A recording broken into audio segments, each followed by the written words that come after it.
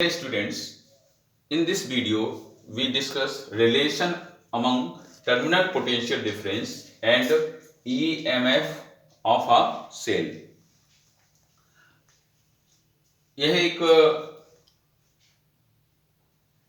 Electrical circuit है, cell है जिसका EMF है कैपिटल E और इसका इंटरनल रेजिस्टेंस स्मॉल r है।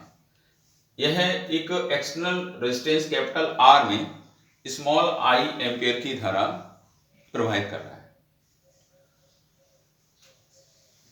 माना Q कूलाम आवेश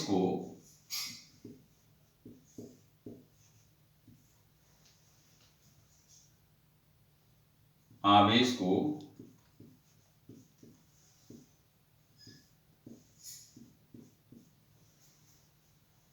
सेल के बाहर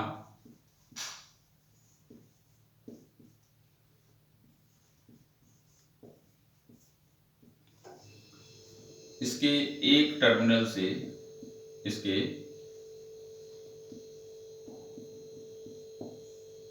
एक टर्मिनल से दूसरे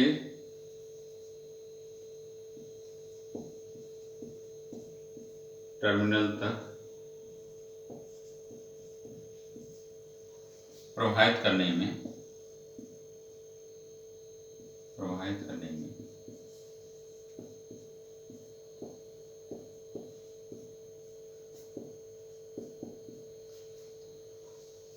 सेल द्वारा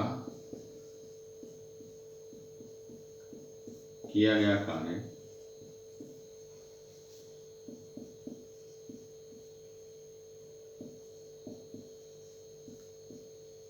W1 जूल है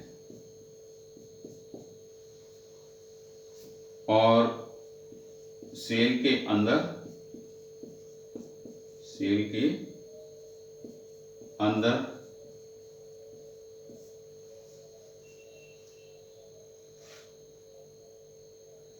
प्रवाहित करने में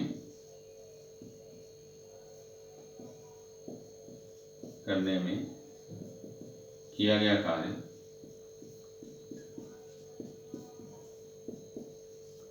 W2 जूल है। तो Q कूलाम आवेश को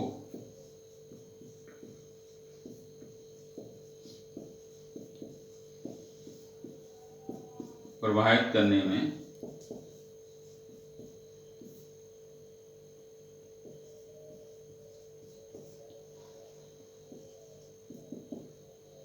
किया गया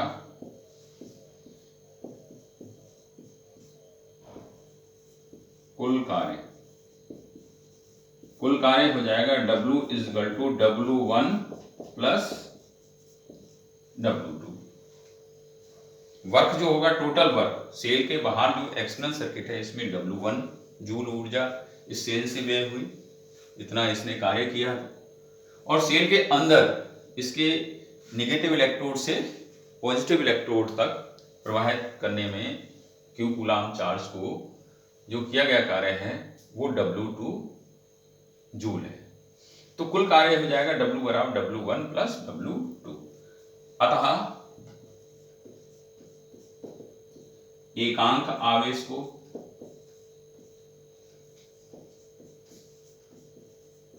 को पूरे परपथ में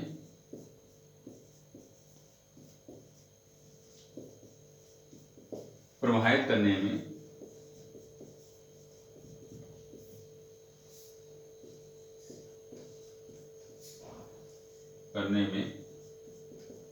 किया गया कार्य ये क्या हो जाएगा W/Q और W1 + W2/Q। यूनिट जो चार्ज है उसको प्रवाहित करने में पूरे परपथ में सेल के अंदर और सेल के बाहर प्रवाहित करने में कुल किया गया कार्य क्या हो जाएगा W/Q = W1 + जब W/Q करेंगे तो यहाँ W1 + W2/Q Q हो जाएगा। अब आप देखें इसको,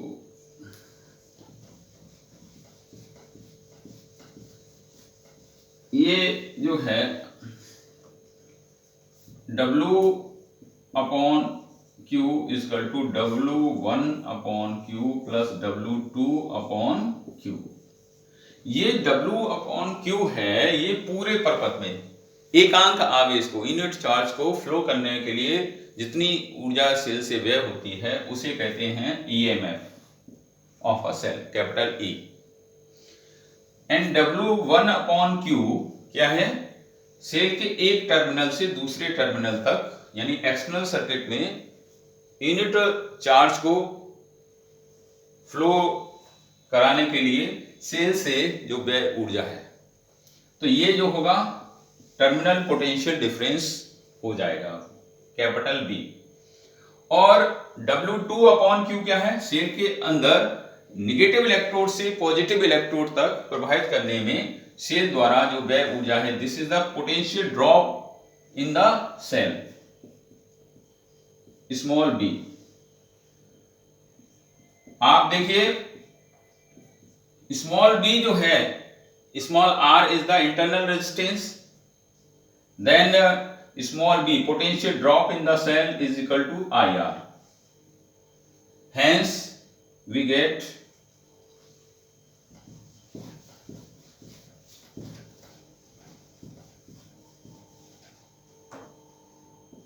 V is equal to E minus IR, which is the required relation between terminal potential difference V and EMF of a cell। यहां ये जो टर्मिनल पोटेंशियल डिफरेंस है वो सेल के EMF के बराबर भी हो सकता है, उससे अधिक भी हो सकता है, उससे कम हो सकता है। कब होगा ऐसा? देखिए नंबर 1, जब सेल जो है ओपन सर्किट से जुड़ा हो, यानी इससे सेल से कोई भी धारा ना ली जाए, तो I क्या हो जाएगा? 0। उस कंडीशन में V is equal to E, यानी सेल के दोनों टर्मिनल ओपन कर दें, खुले रखें, ओपन सर्किट से जुड़ा हो, तो terminal potential difference is equal to capital E, यानी सेल से धारा नहीं ली जाए तो terminal potential difference is equal to capital E के बराबर होता है। दूसरी बात देखिए, जब सेल से धारा ली जाती है तो उस स्थिति में सेल के अंदर ड्रॉप हो जाता है IR के बराबर, पोटेंशियल ड्रॉप हुआ, तो इस कंडीशन में V is less than E, यानी सेल जब क्लोज सर्किट से जुड़ा होता है, यानी परपथ बंद होता है, उससे जो टर्मिनल है उससे कोई भी परपथ जुड़ा हुआ है, तो उस कंडीशन में टर्मिनल पोटेंशियल डिफरेंस EMF से कम होता है। अब अगली स्टेप देखिए, अगली कंडीशन देखिए, जब सेल को आवेशित किया जाता है, चार्ज किया जाता है, तो उस स्थिति में जो फ्लो ऑफ करंट है वो अपोजिट हो जाएगा।